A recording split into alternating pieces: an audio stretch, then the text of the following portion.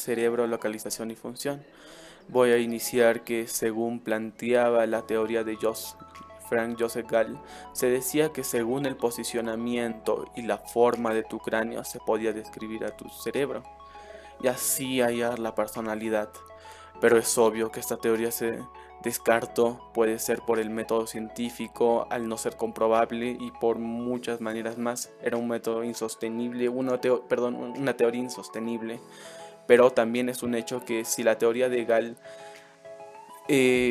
llamada frenología, que si bien no acertó en ese punto, se puede decir que dio un buen aporte, el que sería que mencionar las partes del cerebro que se encargaban individualmente de una función específica, que si bien según según Gall no acertó del todo, porque Gall decía que si bien había una parte que decía, a ver, si tu cabeza si tu cráneo era de tal manera, entonces describía que debía ser de tal forma y se te juzgaba de esa manera.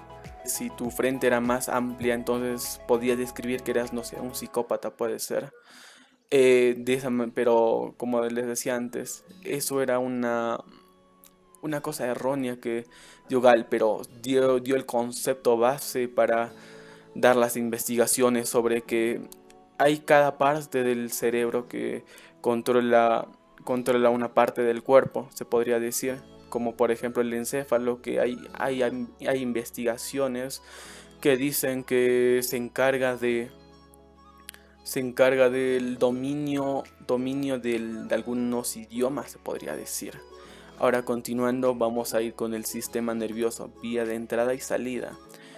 Vamos a iniciar con que gracias a Francois Madeleine y Charles Bell se descubrió que había partes del cerebro que controlaban las acciones, que de alguna manera decía Gall por un lado que teníamos a Charles, que Bell, que Bell lo, que Charles Bell lo descubrió diferenciando nervios motores y nervios sensoriales en la médula espinal, o sea que diferenció y descubrió que en la médula espinal había algunos nervios específicos.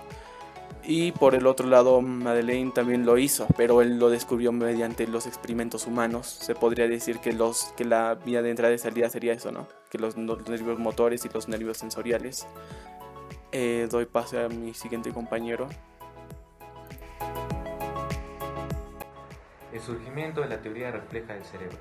Fue difícil para la gente del siglo XIX aceptar algo nuevo, algo que ellos esperaban especulativo, algo fresco y diferente en esa época.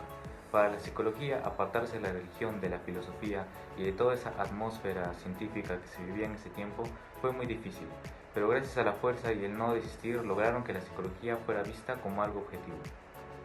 Así es como surgen nuevas explicaciones e hipótesis para la psicología como la conocemos hoy en día. La teoría refleja del cerebro es una de ellas. Esta suponía una nueva oportunidad y un desafío para la psicología. La oportunidad residía en la semejanza de la nueva teoría neurocientífica del cerebro con la antigua teoría cartesiana de la conciencia, especialmente en su versión asociativa. El cerebro conectaba estímulos y respuestas, mientras que la mente asociaba o conectaba ideas. Así, la teoría refleja del cerebro prometía satisfacer la vieja ambición de abrir una vía a través de la filosofía, para poder conectar mente y cerebro, convirtiendo la psicología en una.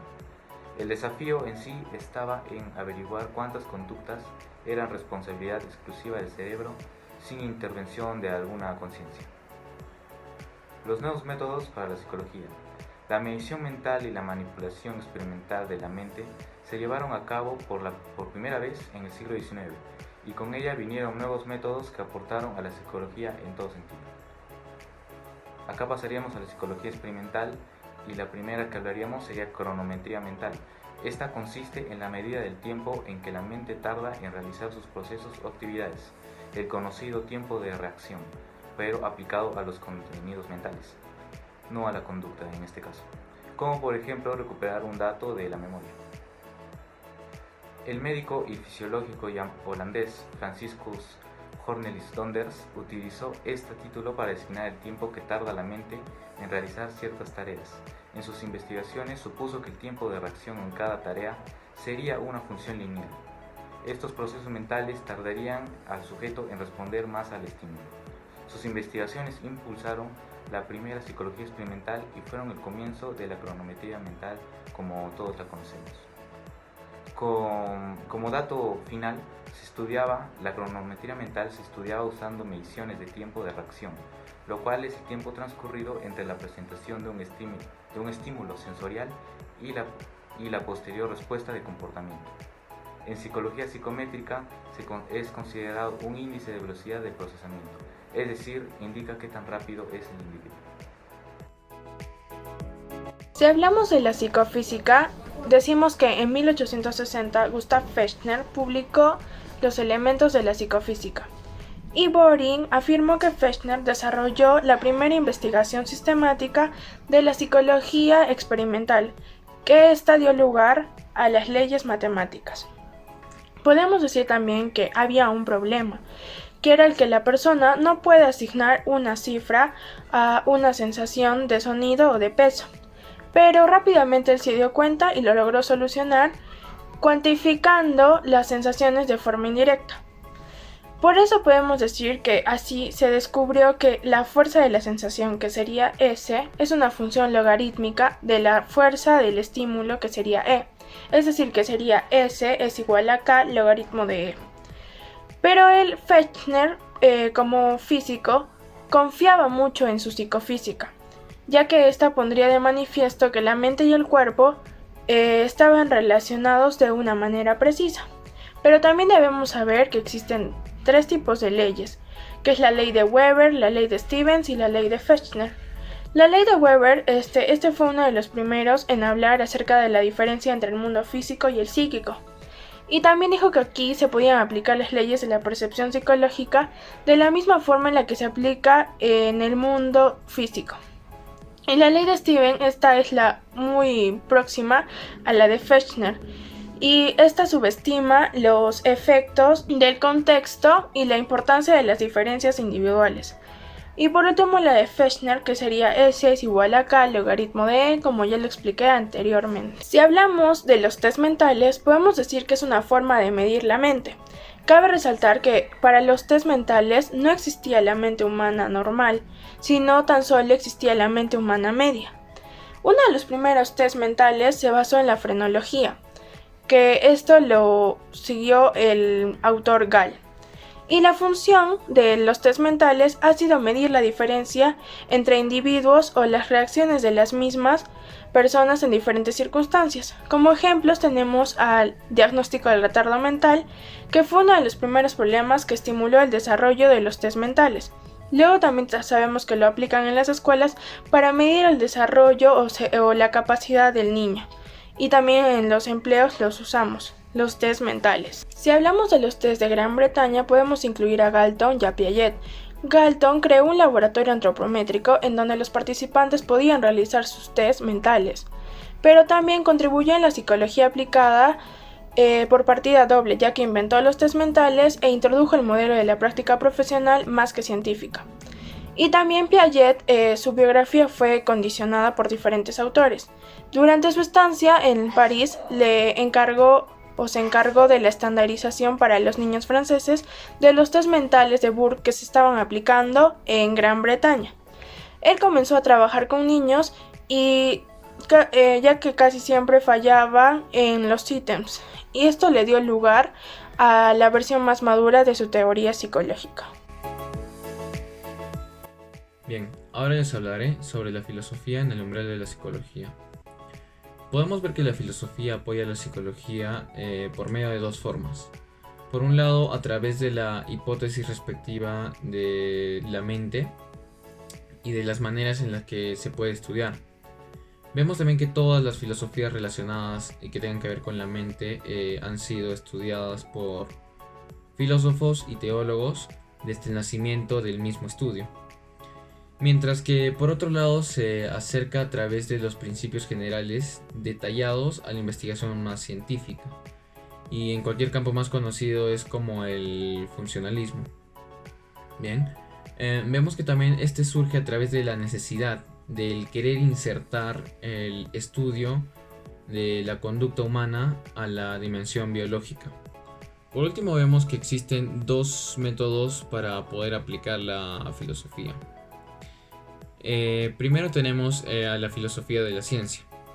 Este consiste en un trabajo que se ha dedicado específicamente a caracterizar y evaluar las principales controversias teóricas y poder clasificar la naturaleza de la expresión psicológica. También esto se puede ver en que las teorías psicológicas tienen una gran relación con la filosofía de la ciencia. Por eso es que se llama así.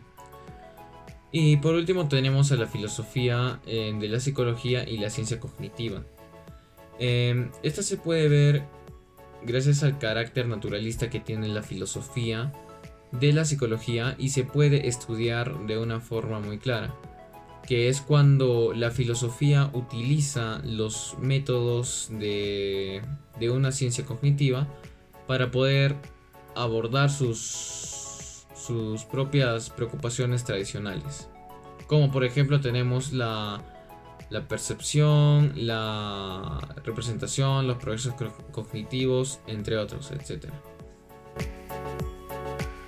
Ahora, sabemos que en cuanto a la psicopatología, esta se centra en el estudio, prevención y tratamiento de los trastornos mentales, siendo esta una fundamentación científica de la psiquiatría, o al menos considerada así. Por ende, se entiende que su estudio va relacionado desde la parte biológica de la persona, específicamente a la neurociencia, y la parte social de las personas, específicamente relacionada a la psicología. Este se encarga del tratamiento de enfermedades del alma, conocidas también como enfermedades psíquicas, y llega a tratar también un tipo de dolor que llega a repercutir en el psiquismo, convirtiéndolo así en un dolor mental, el cual es tratado únicamente si está vinculado o relacionado de alguna manera a un trastorno mental. En cuanto al objeto de estudio, se puede decir que se busca saber el por qué la persona sufre y el qué sufre. Y ahí encontramos una relación con la psiquiatría y la neurología, ya que estas dos son las que se encargan principalmente de los trastornos mentales y su curación, pero desde un punto de vista de las ciencias médicas o de la medicina. Y en cuanto a las orientaciones teóricas de la psiquiatría y neurología, nos centraremos primero en la psiquiatría. Esta es la rama relacionada a la medicina o ciencias médicas que busca el tratamiento, prevención, estudio y rehabilitación de los trastornos psíquicos, siendo su carácter científico encontrado o alcanzado por medio de la psicopatología, siendo sujeto de estudio el hombre psíquicamente enfermo. Esta a su vez se puede confundir con otras ramas como es la neurología, pero se diferencian en ciertos puntos, ya que esta se centra más en los aspectos orgánicos, tanto de los dos sistemas nerviosos del cuerpo humano y el uso del cerebro y su interacción con la mente.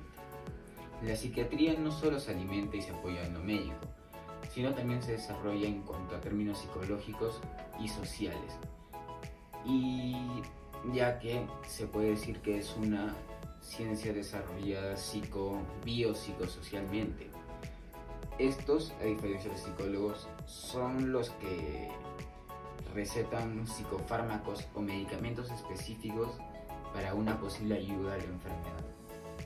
Y en cuanto a orientaciones teóricas de la neurología, se sabe que la neurología, a diferencia de la psiquiatría, que se ocupa más del orgánico y del sistema nervioso, esta se centra más en tratar problemas como son las demencias, problemas de movimiento con un origen mental y problemas vasculares.